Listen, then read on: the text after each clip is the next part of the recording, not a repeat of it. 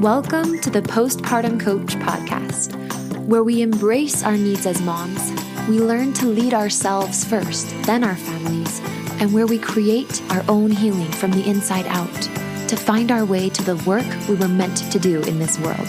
I'm your host, a fellow mom of 3 and a certified life coach, Lizzie Langston.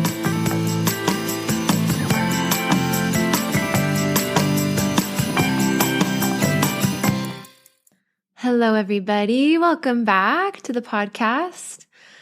I am so happy to be here. It just finished raining today. So if you haven't heard, I'm working now just temporarily, I'm working at a co-working space, Goosetail Spaces in Denver. And I look out and it's been raining all day and now the air is super clear and the mountains are gorgeous.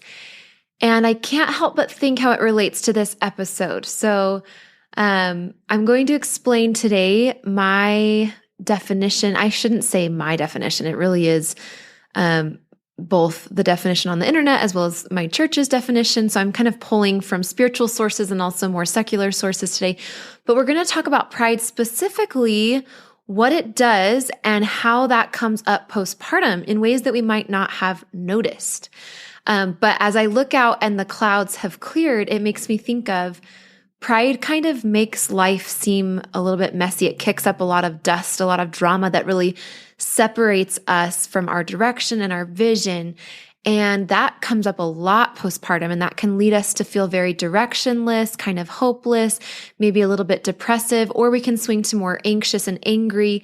So wherever you are, if any of this kind of hits home, hang in there, sit tight, because today we're going to talk about pride postpartum. It's kind of something you might not have thought about, but I was really inspired as I was working on doing some pride work in my own life. So I like to think that just like men hold the priesthood authority of God, women create and or nurture the life of God's children. These are two stewardships that ultimately work in tandem for the completion of the purpose of God, of this existence, and the progress of God's children. So I want you to kind of zoom out before I dive into pride, and I want you to treat the having of babies and the nurturing of them, either or of those or both, as sacred, almost as an ordinance. Just like if somebody was ordained to the next level of the priesthood, you've got the Aaronic priesthood, the Melchizedek priesthood. I want you to think about you as a woman. That is the equivalent of the act of having a baby, nursing a baby, and nurturing that baby through its life. Those are our ordinances as women. Now, I don't say this to heap upon you more responsibility. I know you're probably feeling plenty of that with a side of overwhelm as a mama. But I say this to almost sanctify in our eyes the acts that we perform as women. I think sometimes we're so accustomed to women being pregnant and then having babies, that we kind of forget how sacred it is. And I don't say that to make you feel bad or ashamed or guilty, but rather almost the opposite, almost special and like, wow, a true appreciation for the fact that you're a woman and that you do this work. So I wanted to just zoom out a little bit and give that context so that we can dive in. So why, if we're having babies and we're nurturing them and raising them, and this is sacred work that we're doing, that we're called upon to do with our husbands as women, why would we explore pride in our postpartumness and in our motherhood? By the way, I just want to say, I don't know if you're like me, but I associate the word pride with shame and guilt. Not because, for example, my church has ever made it that way, but because for so long of my life, that's just the way I operated. That's the world I lived in mentally and emotionally, was a lot of shame and a lot of guilt. I don't as much anymore. But if that's kind of where you are and this feels like a triggery word, just be careful with this. Make sure that as you're going through this episode, I'm certainly not bringing it in the way of like harsh criticism and you should be better and you have to be better. This is more of an exploration and a way to help ourselves stay connected to ourselves, to God, and to others. Because as you'll learn today, pride is something that actually disconnects us from others, which can create depressiveness and anxiety and all the things postpartum. So that's why we want to explore it. And we want to do that. I genuinely want you to come at this topic today with a sense of exploration and curiosity. Before applying it to yourself, just hear it. So don't take it and just like search your inner world for the ways that you're doing this and feel really bad for yourself. Just hear it today, kind of surface level for the first time. Then you can let it sink in with love. Okay. I really truly believe, and I tell this to my clients, they're like, okay, so once I see what I'm doing, then how do I change it? And I'm like, those are the same thing. Seeing what you're doing for the first time, really seeing what you're doing and what that's creating, in that act, you have then changed it because you've seen it for what it is. It is no longer acting upon you. You are now having the ability to act upon it. And pride being something that comes really naturally to humans, that's my goal here, is to help you see your pride and what it's creating so that it's not acting upon you in your life. You are acting upon it. So let's dive in. I think first it's good to just get clear on what pride is and kind of the symptoms of pride or the ways that it kind of shows up in life. And I'm going to tie in some examples to how it specifically pops up postpartum. Okay. So pride comes in many different forms and at many different times. And I'm going to be using a lot of content from 2 talks. I wanted to just reference them.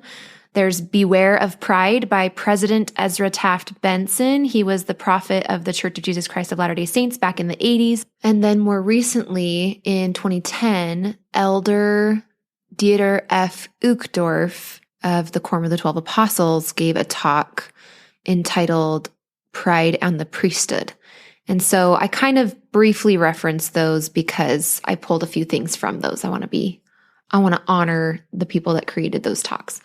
But here are some things that President Benson talks about that pride kind of manifests as: fault finding, gossiping, backbiting, defensiveness, complaining. So these are all symptoms of pride, right? Living beyond our means, envying, coveting, withholding gratitude and or praise. I thought that one was really interesting. Being unforgiving and being jealous. So these all stem ultimately from pride. I want to just a short summed up version of pride. Pride says, I am better than you, or we are better than they are. The way I do it is better than the way you do it. The way I believe is better than the way you believe. So it's when we're so attached to our own way of doing things, or what I want is better than what you're giving me, right? I should have what I want. Entitlement is something that comes from pride as well. Proverbs 16:18, it says, pride goeth before destruction. So really a lot of the self-destruction that we feel postpartum actually stems at the ultimate root of it from pride. So we're going to just explore that to help protect ourselves and not experience as much destruction postpartum. In Helaman, in the Book of Mormon, chapter 3, verses 33 and 36 through 36, it says, exceedingly great pride had gotten into the hearts of the people. You guys know I do a lot of work moving from a head space down to a heart space, and kind of the higher law that we live spiritually and energetically when we're in a heart space. And so it's just interesting that pride, when it gets into our hearts, kind of blocks us from our heart and keeps us up in our ego. In Obadiah, in the Old Testament, chapter 1, verses 3, it says, the pride of thine heart hath deceived thee, thou that dwellest in the clefts of the rock. That just means really high up. Whose habitation is high, that saith in his heart, who shall bring me down to the ground? So basically, we're learning that pride deceives us. It's an illusion, kind of like anxiety, which we're going to talk about a little bit later. So pride is an illusion that we are better than someone else. This, in fact, is not possible. It's not possible to be better than someone else because human worth is inherent. This then separates us from God, who has given and oversees all that is. So we kind of put ourselves somewhere else. We stop being present with what is, with God's will, with the will of others. And we're going to talk again more about how that comes up in our motherhood and in our marriages. So here are 3 examples. It's great to talk about the definitions and the beautiful language and quoting scriptures, but let's bring it down to earth a little bit and bring it to the everyday. The first example I thought of that's pretty simple to just kind of double check, are you understanding what pride is the song, I'm proud to be an American, right? That song, where at least I know I'm free. So I'm proud to be an American. So the question to just think about is, does this make you feel better than other nations in a way that makes you want to not help or serve people from other nations? Right? Does this pit you against other people who were born or are living currently in other places than America? And so how you can check this pride is, can you both love America and also love other nations and see the good in what they have as well? Now, I want to say you might feel a little bit of resistance to even listening to this topic. Like I know I do. And that's perfect, because that means that you have pride. And that means that your ego wants to keep its pride and doesn't want to learn about pride, because then it can just stay prideful. So if you have resistance to learning about pride postpartum and even just pride in general, I just want you to know that that means you're human, you have a brain, you're in good company. We all kind of get a little bored with this topic because our brain wants to just stay the way it is and not have to change in this way. So let's do some more postpartum specific examples, okay? Let's say that you really identify as somebody who keeps a clean house. Then you have your first or maybe your second or maybe your third baby, and your energy levels just don't lend themselves to house cleaning.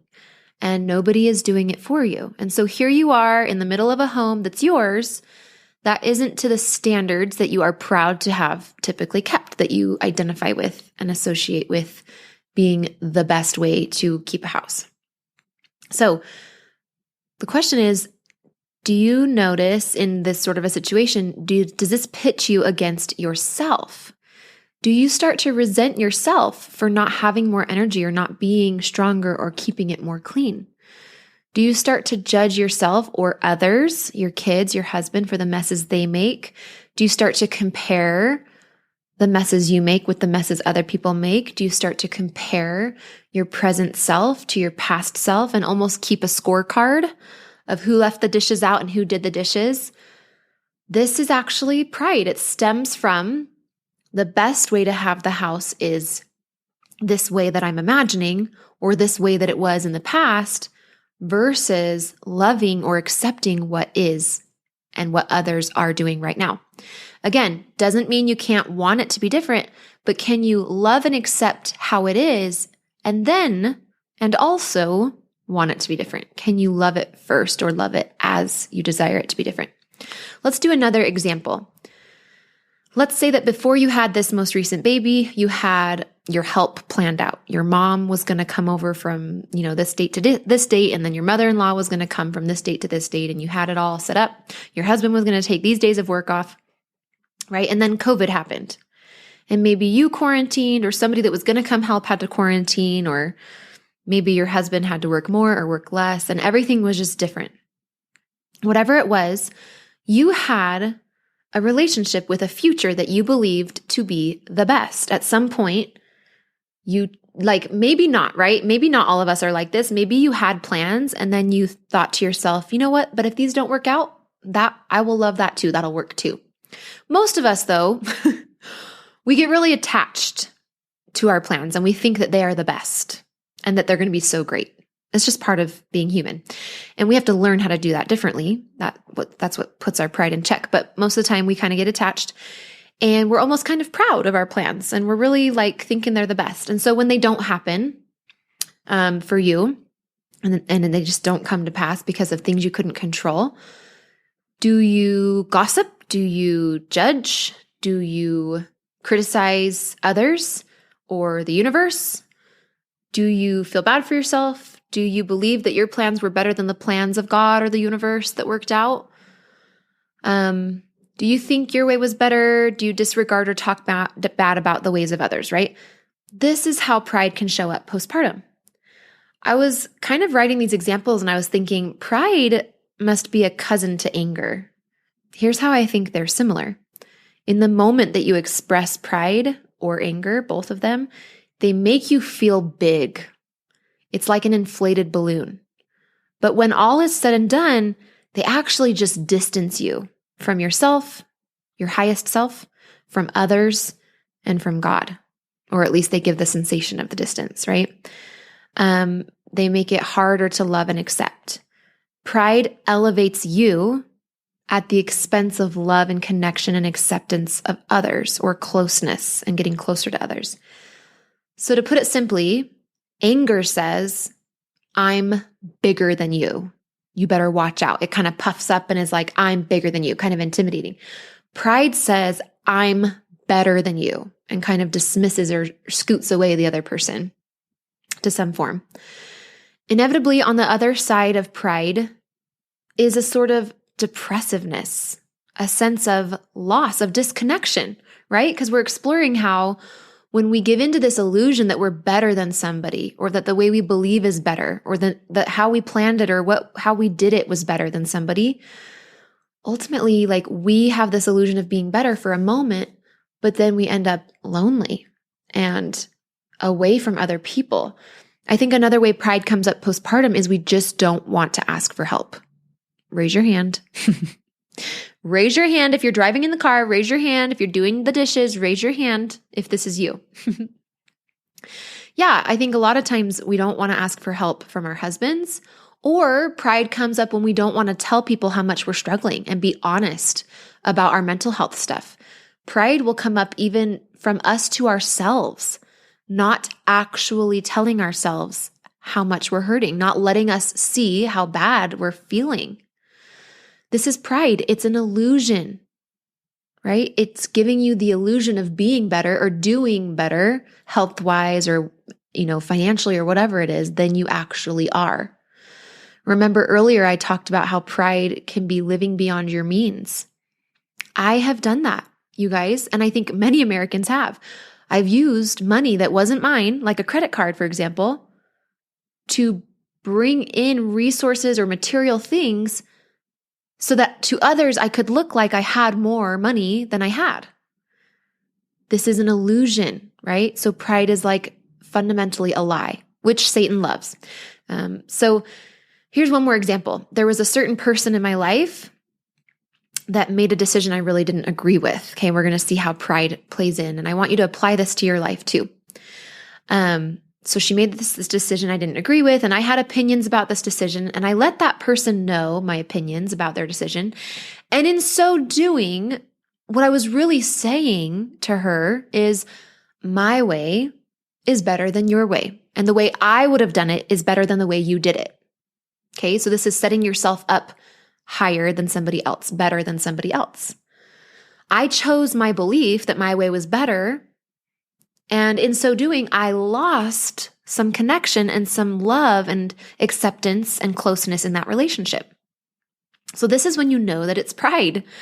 When you keep the thing or the way of being that you think is better, you choose yourself in this illusion of betterness over somebody else and what really is and what they really did or what they really said or who they really are, just the way that they are. Let me give one more example because it relates to parenthood. I think this will be helpful for you guys. So, do your kids fight and argue? You're like, no, never. My kids fight and they argue. They literally fight like with their hands and scratching and all the things. I have 3 kids, if you don't already know this. My oldest is 7, then I have a 5.5-year-old and a 3.5-year-old. So they fight. They're almost like triplets. They're so close in age. And one belief I've noticed that I have, which comes from this very, honestly, like, I don't say this with self-judgment, but like a righteous place, is we shouldn't have contention in our home and they shouldn't be fighting. Shouldn't, by the way, is a very good indicator that pride is present. Okay. Your belief, you're inherently saying, the way I think it should be is better than the way that it is. And a lot of times our actual religion and our beliefs of all the good things we want to create and unity and love and all the things, we fall into the trap of like putting them upon our reality. We feel justified in doing that, but ultimately there's pride. So really, the art of mastering pride is the art of being accepting with what is. Even if can you still hold the desire to kind of teach your children not to fight and instill more peace and morality in your home, while at the same time allowing them to be where they are? That's the trick. A lot of times we cut corners, and see if you're doing this postpartum. We cut corners and we're like, okay, this is the beautiful life we read about in the scriptures that we want to have. And Jesus Christ was like this and we want to be like him. And so then we hate how we are and where we are. And we hate, the imperfection all around us. And that is not the intention of Christ showing us the way to be, right? He didn't show us that just so that we could turn around and hate where we are in favor of what he is and how he was, but rather loving and wanting how he was and seeking to be like that, while also mastering the love of where we are and what is and what we do have and what we can do. Okay, so going back to my kids, I hope this is getting clear. I know I've been a bit redundant, but I'm hoping that by poking at it in a few different ways, it's really starting to hit home and conceptually like sinking into your heart and your body. So I have this good desire to not have contention. And I'd love to create that result. And I still want to. And I can teach, right? We as their moms can teach. But I've noticed that when I'm choosing the belief that there shouldn't be contention in my home, when the circumstance is that there should be contention, I'm basically saying to my kids who are in this phase of fighting and they don't know different quite yet, that this reality that I want it more than I want them where they are. So I want them without contention more than I want them as they are. So I'm kind of casting out this reality. I'm pushing it away. I'm not accepting it. And you know what I end up doing? This is what I think is really interesting with pride, is when we push away what is in favor of the illusion of something better, because actually the best thing is what is. Even if we want it to be different, we can still want it to be different and realize that it's the best the way that it is right now. Can you hold both, right? So as I basically cast out reality in favor of this illusion of like, this would be better over here if they didn't fight, I end up fighting their fighting. I fight against them fighting. I end up fighting, which then makes me feel distant from my highest self, from my kids, and from the spirit, because I get into the fighting too.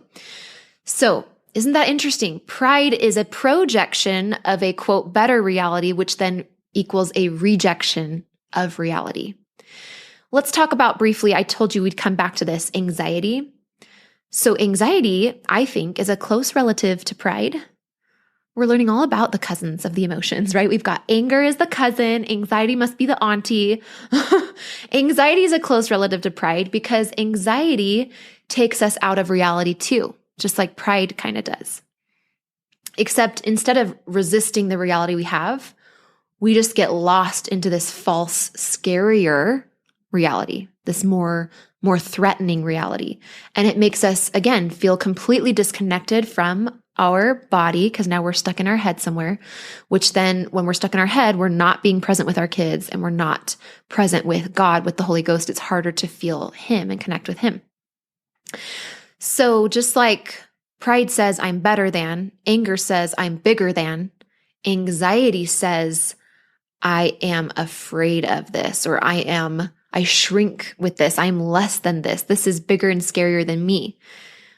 So I hope that helps you kind of really gauge pride and feel like you better can see it in your life. That really is key. I think I said this before. If you strive to have less pride, I want to challenge you to just start with seeing it in your life, not changing it. Okay, because really seeing it for the first time with the new lens of this understanding that is changing it. No need to hustle and try to root it out, get rid of it, because then you're giving into this reality that you would somehow be better without pride. And I want to just offer that being present with yourself right now where you are and loving where you are for who you are, that's the secret. Jesus Christ always did that. Even when he condemned somebody's sins, he still loved them where they were. He invited them to change while loving them where they were. So anytime we're wanting to enforce change either in ourselves or somebody else or our kids or husband without first and also loving them where they are, that's pride. Pride is like change without a foundation of love. And with pride comes a lot more fear. Can I give you this example? When I first started my business, and even up until recently, I have always struggled as an entrepreneur, especially when I took over finances full time, with fear around money. And I recently was coaching with my coach. Her name's Corey Woods. She is a mom of 5. She's a money coach for coaches and entrepreneurs of all kinds. She's awesome. She's very spiritual. So we were coaching and I brought up, I just was like, I don't know why this fear just keeps choking me. Like it's just so, I can see it. I know it's there, but it just comes up so big. And we just kind of calmed down. I processed it in my body. So I calmed my body, right? I calmed my mind. And what ended up happening is I found a belief that helped me to calm the rest of my life. And the belief was basically that I needed to have all these things so I could prove to my family or my friends that I'm doing well in business or this or that. And it was just really interesting how pride and keeping a certain lifestyle or keeping a certain amount of things or a niceness of outfits for my kids. Like I know that seems simple and silly, but that was kind of what it was about in my brain. That keeping up with the Joneses kind of mentality was the reason I had so much fear around money. And so as I'm starting to do the work of letting go of how others see me and really getting more in touch with how God sees me, I am having less fear around money. Notice how when we care more about what others think, that's also an indicator that there's pride present. And so we kind of zoom out and zoom in on God and ourselves, and that helps us to kind of reframe the pride. Okay, in the next episode, we're going to pivot to what we can do instead. So between this week and next week, I really want you to just focus on your pride and just see it. Again, don't try to change it or criticize yourself or judge yourself. Just be open to like witnessing it, observing it, noticing it. That's it. And then next week, we'll talk more about how we can do the opposite of be prideful, which is connect and be humble. Connection is where love can grow, where humility can sprout, where goodness can present itself. And connection happens in the present. So next week, I'm going to offer you 3 thoughts that help you be present with what is, even if you can't love it, just being present with it without judgment. And that will solve a lot of the pride problem. So we'll talk to you guys next week. And don't forget, I am going to launch my membership soon, probably next week. That's the plan for now. Next week, just in case you listen to this episode in a long time from now, that's like May 25th-ish, okay? So of 2021. So if you haven't yet gotten on my email list, I'll have my assistant put it in the show notes of this episode because I don't want you to miss the founding members launch of my membership. So for those who don't know, I'm opening a membership. I am not sure what it's going to be called yet. I think it might be called Healing in Home, the membership, which is a continuation of the work we're doing on the Postpartum Coach podcast, but it's postpartum and then beyond as well. And to access the membership, if you've never worked with me before, you'll buy the course that precedes the membership, and then you'll have a chance to get into the membership. But if you join it in this first launch, right, that starts next week, you will be able to have a lifetime lower rate of the membership monthly payment.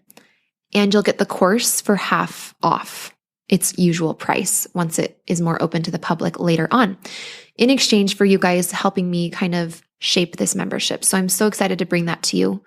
I love you and I honor you, and don't let guilt and shame come in today with this topic, okay? Just be in observation mode. All that is perfect as it is, in its perfect oppositeness of goodness and evil, good, evil, good, bad, whatever. All of it's just as it is fine and good. And you can want it to improve, including yourself. So hold both today. Just observe yourself, and we'll talk next week. Bye-bye. Hey, Lizzie here. I've helped dozens of postpartum moms just like you to manage their postpartum anxiety and deconstruct their postpartum depression. It's really easy for me. So if you're ready to feel better, I know the way. Let's chat on the phone.